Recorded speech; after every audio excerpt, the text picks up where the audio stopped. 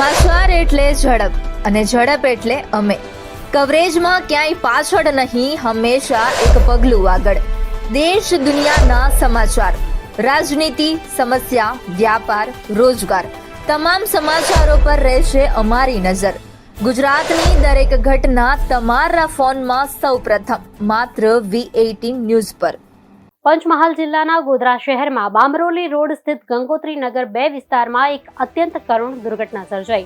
રહેણાંક મકાનમાં ભીષણ આગ લાગવાની ઘટનામાં એક જ પરિવારના 4 સભ્યોના કરુણ મોત થયા.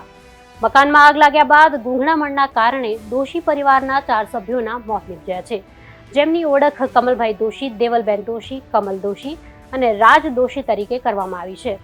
મૃતક કમલ દોશી જ્વેલર્સનો વ્યવસાય કરતા હતા. આ કરુણ ઘટનાથી જૈન સમાજ સહિત સમગ્ર ગોધરા શહેરમાં ઘેરા શોકની લાગણી છવાઈ છે. મૃતક પુત્ર દેવકમલ દોશીની સગાઈ માટે આ પરિવારને વાપી જવાનું હતું, પરંતુ સગાઈના પ્રસંગ પહેલા જ આખા પરિવાર અગ્નિકાંડમાં જીવ ગુમાવતા સમગ્ર વિસ્તારમાં ચકચાર મચી ગઈ છે.